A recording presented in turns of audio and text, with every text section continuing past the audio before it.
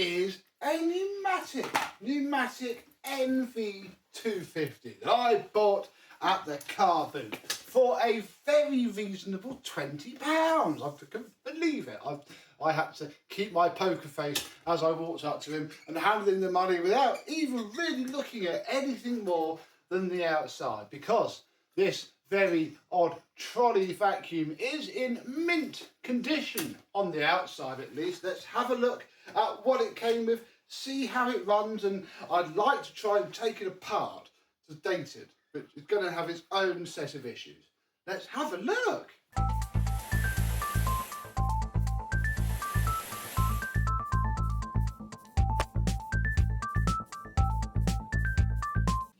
Hello, my vacuum cleaner and vintage pneumatic chums. How are you today?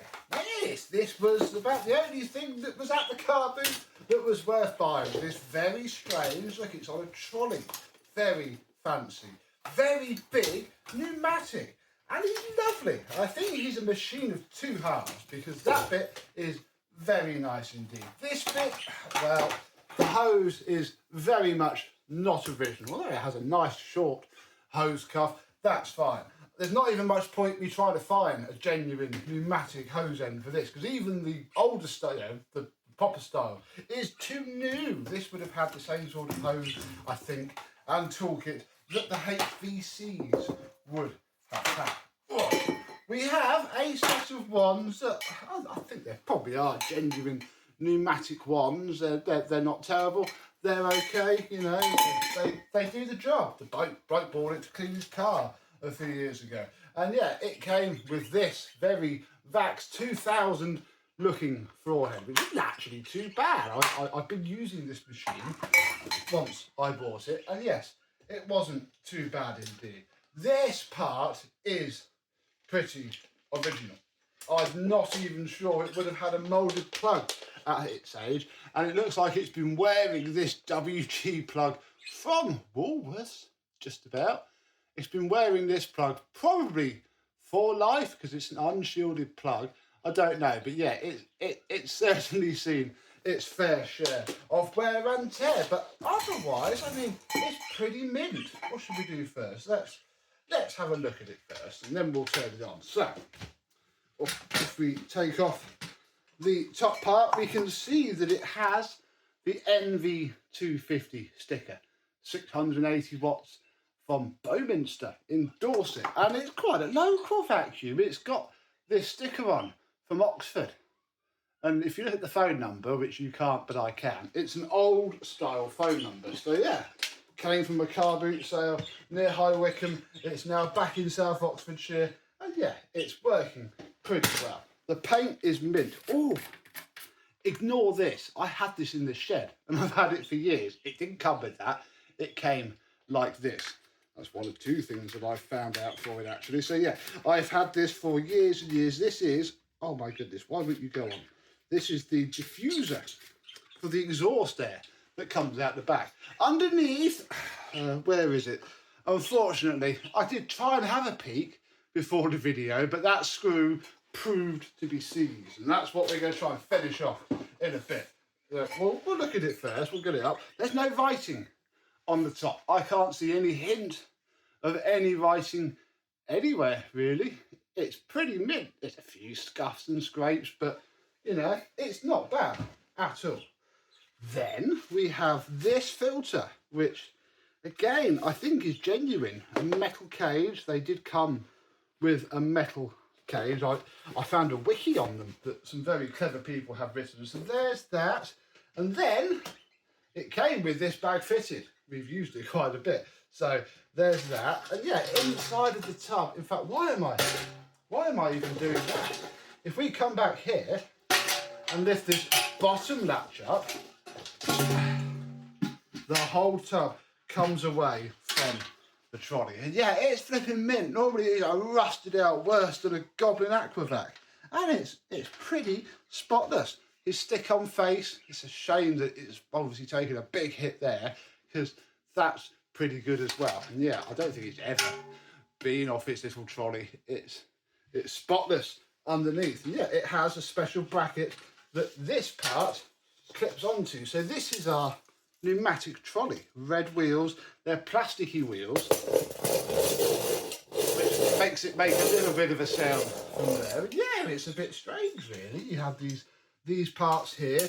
It manoeuvres around really, really nicely. The whole thing is excellent. Yeah, you can only put it on one way round. That just sits on there. This clips it back. We can, actually we'll pop the bag back in for now. There we go. It came with that bag, so there we go. The person who had it before did love it. We can pop that on, pop this part on, and plug him in. And I'll show you how well he works. Take this plug and lean over the CDT, which I had to have out because my washing machine had issues being blocked. And yeah, here is my £20 car boot pneumatic. Sounds really nice.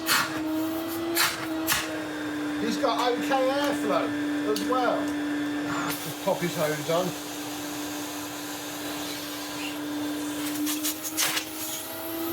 Yeah, he's alright.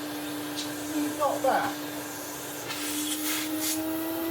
He'll pull a solid 70 all day long.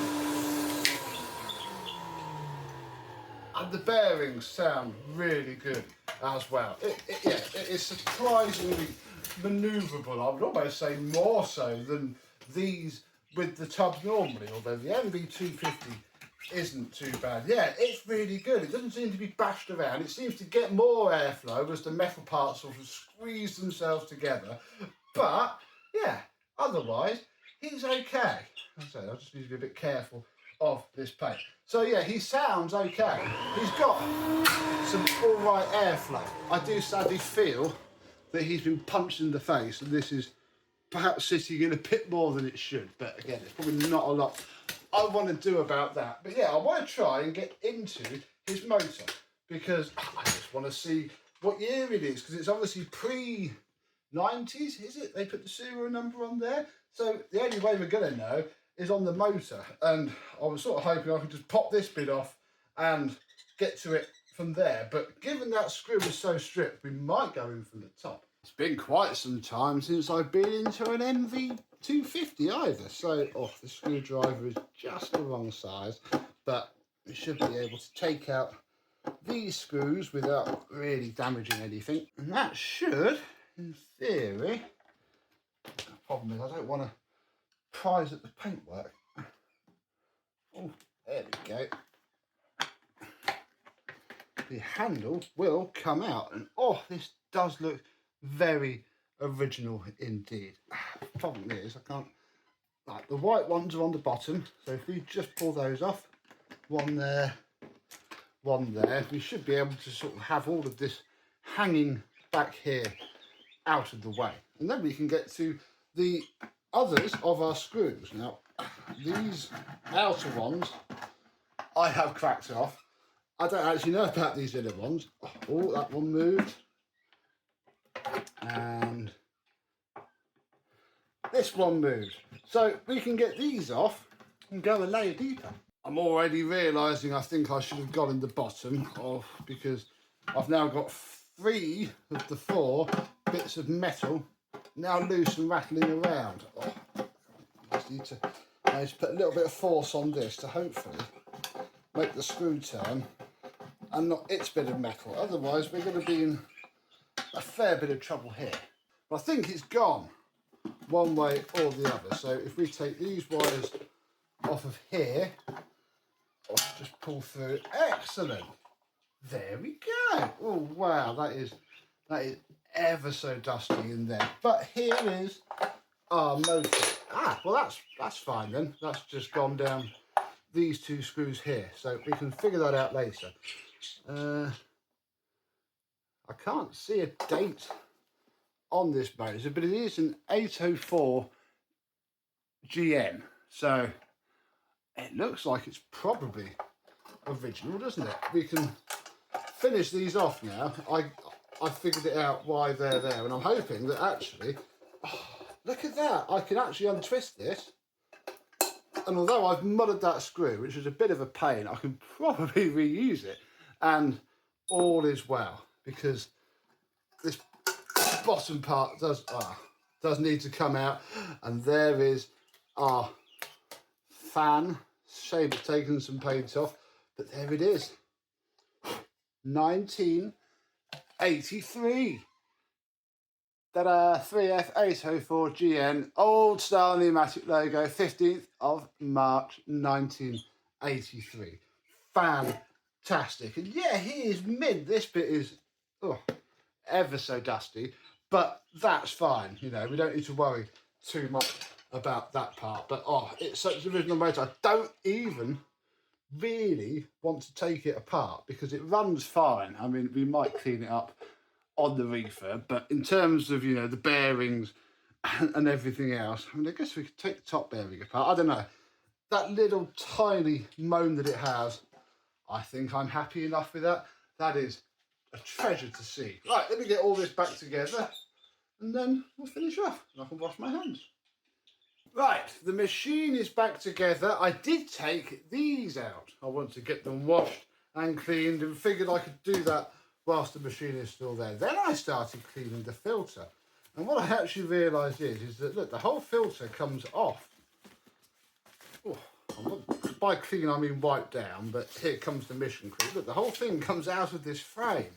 And then this bit is actually going to be really easy to wash. Although, yeah, I'm just trying to get rid of all that stuff, you know.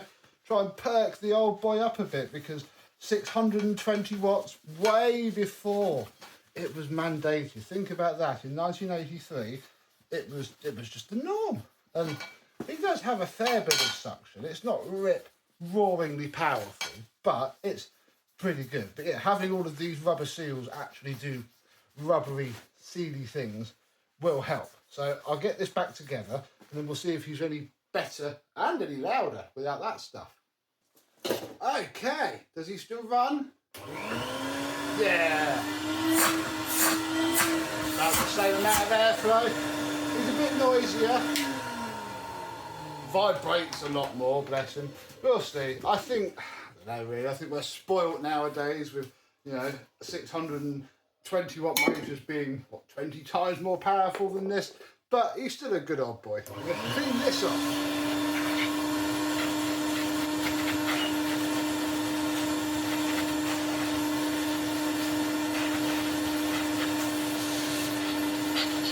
Feels like he's not doing anything, but of course the air's passing straight through it.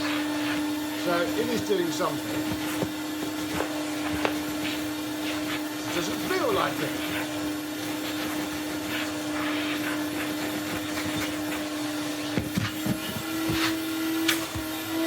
Yeah, it just gets more powerful the more you drop it off. I don't quite know if that's normal or not. Comment down below, but it's what we've got. Let's do some vacuuming. Now we could of course start off with the Vax 2000 head, which isn't too bad really. It's a bit skimmy, but it does the job.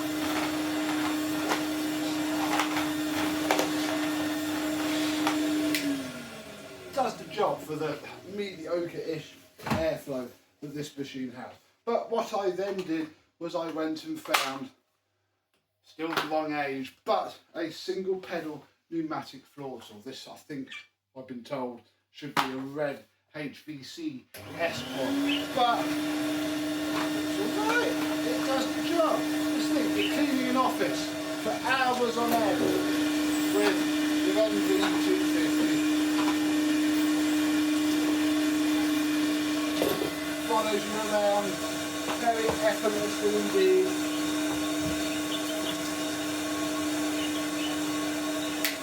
It's a shame his handle's a bit too low to really use him like that, unless you're a dwarf. But you could, and you should. So yeah, for 20 quid, I'm quite happy. I fear he's not going to be an absolute powerhouse, but he has his character. And yeah, maybe a refurb, we'll find something else amiss. All of the rubber seals just need a really good clean. But, you know, 680 watts in 1983, I think this is probably not bad. Yeah, I've now got an interesting and vintage pneumatic. 1983 is very old indeed for a pneumatic. They probably, you know, this probably should have the diamond logo sticker on it. Bit of a shame it doesn't really, but that must have been gone for a long time because there was no hint of it at all. I wonder if I can get one reproduced. Comment down below if you could print me out a sticker of it or something like that. But there he is. So what's your oldest pneumatic machine? This is now mine. Don't scratch the paint. My very nice, very random car boot file. I don't want too many more though because they are quite large, but I'm certainly going to try and use them a fair bit before we get rid of him. So that's it for now. We shall see him again when he's all cleaned up, and I shall see you again as well. Thank you very much for watching. I hope you have enjoyed, and goodbye.